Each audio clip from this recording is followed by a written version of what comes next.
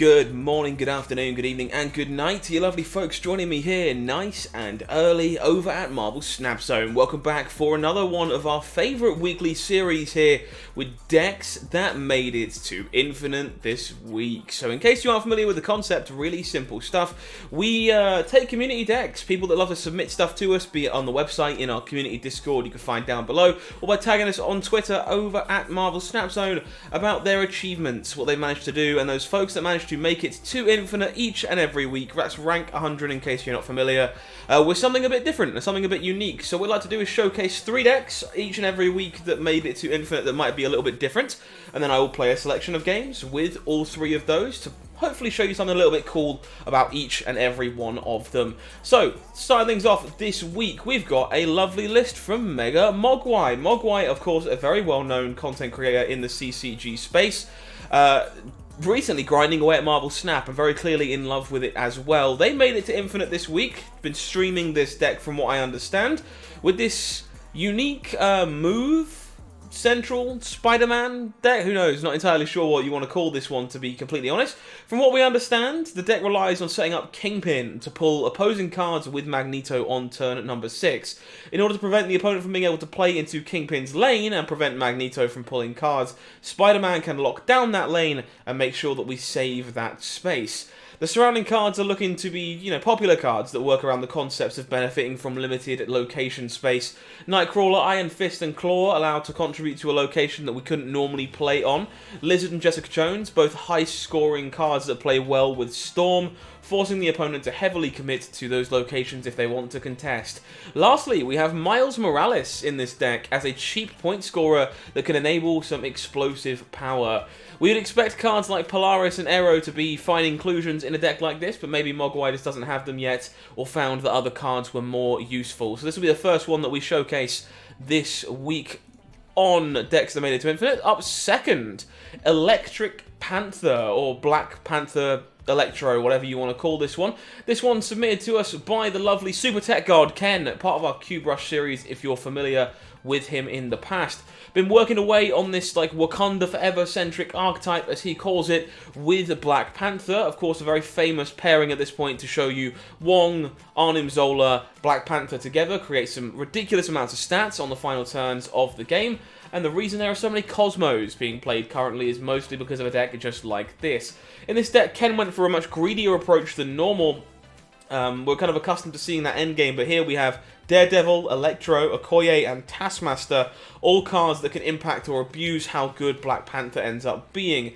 In addition to the staples, Daredevil will let you know that it's safe to play Black Panther on a location and avoid timely Cosmos. Okoye is going to buff Black Panther for later on. Electro is going to let you skip turn 4 all the way up to turn 5, lets you play Black Panther early, which is usually great if you don't have Odin locked and loaded already. A Taskmaster, another great payoff card in the same vein as Arnim Zola, to let you have another very big turn 6 and make many, many stats with a card maybe the opponent was not expecting. So great one from Ken here. Going to be looking forward to showcasing this one that made it to Infinite this week. And last but not least, known Agatha Harkness aficionado BenJimJam making their way up to Infinite for the 3rd season in a row with Agatha Harkness. Up until this point, most Agatha decks have been showing us Quicksilver and Domino, ways to have guaranteed plays on turn 1 and turn 2. And Agatha just has no choice there. In this archetype, however, this deck doesn't play a single card before turn 3, which gives this deck a lot of space to include some of the more higher ceiling cards in the game. This leads Agatha to being a pretty scary card for our opponent every turn from turn 3 to turn 6. Also, we have a pretty good chance of removing Agatha if we have Lady Sif or Wave in our hand early, as both of them will let us either discard Agatha or play her to the board on turn number 4 to give us control back of where we want to put things like Shang-Chi and Enchantress. So a really sweet one here. Of course, Ben loves their Agatha mid-range decks, so looking forward to showcasing this one as well. If you haven't already, folks, please consider subscribing to the channel. It would be lovely to see you for more Marvel Snap content each and every day in the future. Appreciate those folks who have turned on the bell and are supporting us over here. So I'm going to timestamp those decks for you previously, and now timestamp each individual game. Looking to play at least one game with all 3 of these decks today. So let's hop on over, find ourselves with, first of all, Mogwai's move style deck. Let's take a game with this one, shall we?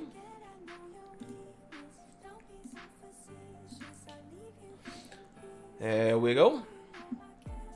Oh, you'll have to ignore the deck list in the bottom corner for these because it will not be accurate because they are featured decks. So let me get rid of that real quick.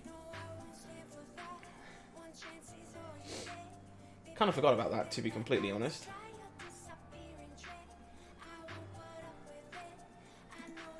There we go. Sorry about that, folks, but it is unfortunately kind of hard to feature all of these. I don't have that system automated just yet, so hopefully we can in the future.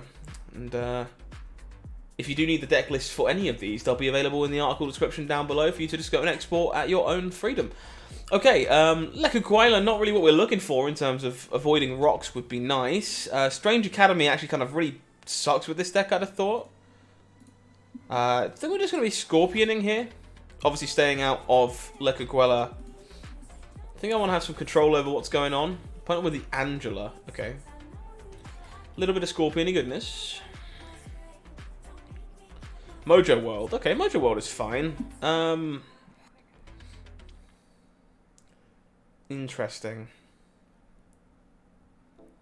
Not really sure what we want to be doing here, to be honest. No Kingpin to set up is a little bit rough.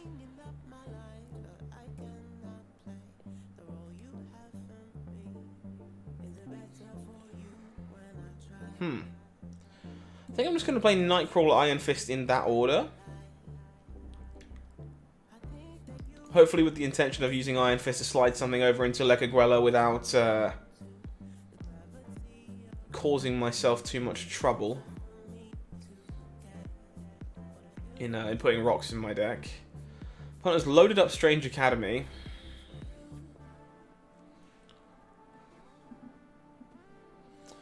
So I kind of feel like I actually want to play Spider-Man here on turn 5, so that my opponent can't play to it on turn 6. So I'm just going to go with storming out Mojo World here.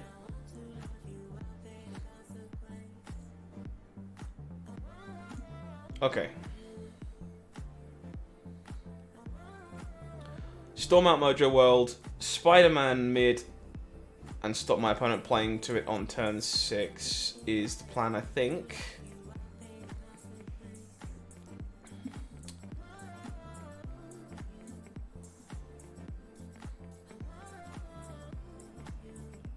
I think this is largely going to come down to where our stuff ends up in terms of being rotated around.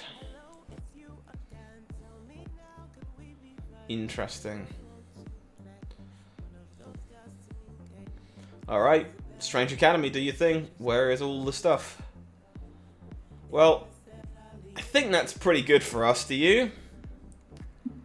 I think that's pretty good for us.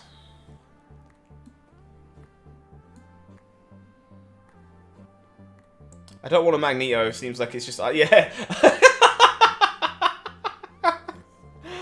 Alright, well, that paid off. Interesting one for sure. Yeah, a lot of interesting moving pieces here. A lot of location permission with Mogwai's list here. Very, very sweet. Very, very sweet indeed. Alrighty.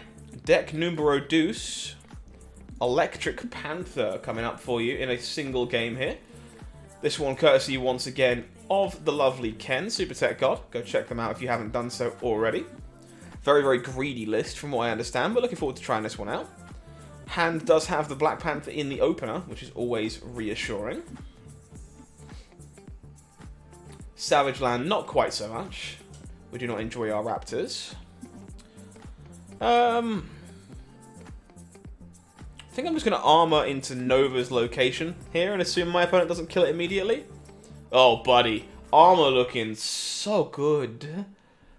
Armor, why are you so good? Alright, just going to Daredevil mid here. Try and set ourselves up for something on turn 4. This hand is exceptionally greedy right now, but going to try and keep Grand Central open for Zola. Put a little Rhino Central away, so we'll probably want to play there on turn numero 5 and 6. Am I just playing Shang-Chi as stats? Probably. Yeah, pretty sure we're just playing Shang-Chi as stats here. Final armor mid 2. Okay. Locations have been shuffled. Largely irrelevant here. None of the locations really doing anything, so that's mostly okay. We do draw the Zola. Okay. In which case, let's go for the 5-6 punch here with Black Panther. No Wong to really juice it up in this game, but that should be okay. Opponent considering their options here. Daredevil going to show us what's up before we have to make any decisions ourselves. Nice, okay, so we've got a Hulkbuster going mid here. That changes basically nothing in my opinion. Black Panther on the right.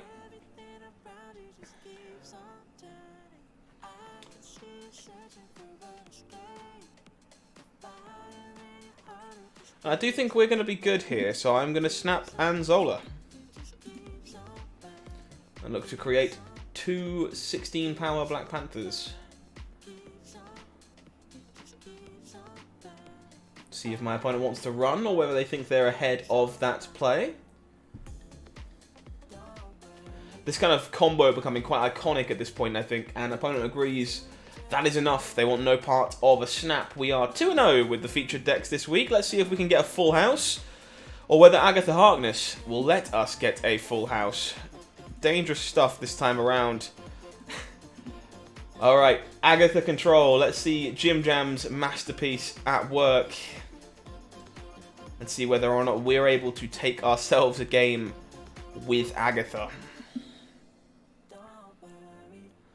Ninja, no help to us. Okay, no play to make means we don't have to worry about making decisions, or trying to convince Agatha to make decisions, I suppose. Opening hand, very clunky. As we said, this is super greedy, starts on 3 essentially, so makes a lot of sense that you have no plays until turn 3, however you draw it up. Would definitely like one of the 3 drops here though. And we find one, look at that. Okay, this is very much all by design. Agatha are about to get ripped out of our hand, courtesy of Lady Sif. Goodbye. Very nice. Just going to be Ghost Ridering that one back, I think. Stick a pile of stats into play in Xandar. Very cool. Well, that goes to show you exactly what the plan is in terms of that. Agatha just becomes a free 14 power stat stick. But also playing mid. Some kind of move going on here for sure.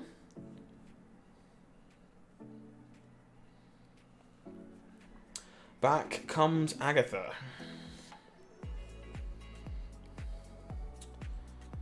Okay, so I think we're supposed to Sarah here and play the 2 4s on the final turn of the game.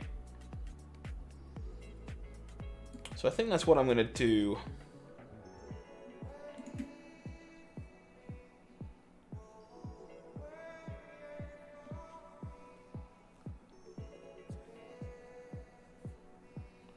Sarah is fine here, reducing these down. But we'll Hulkbuster onto nothing. Ah, that didn't quite go the way they expected it to.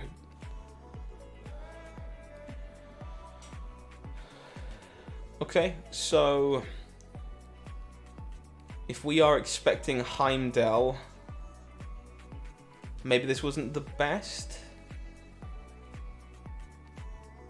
We're revealing first here, unfortunately, so we can't, like, super hedge our bets. Yeah, I might guff this one a little bit. That's okay. Let's maybe just go with, like, Wave Red Skull. Assuming the Heimdall lands here. No Heimdall, okay. Well, that's really bad news, because that means we are losing this one. Mostly because the Mojo World tiebreaker will kick in. Ooh, okay. I think I butchered this one somewhere down the line. Maybe I respected Heimdall too much. Opponent just didn't draw it. Okay, my bad.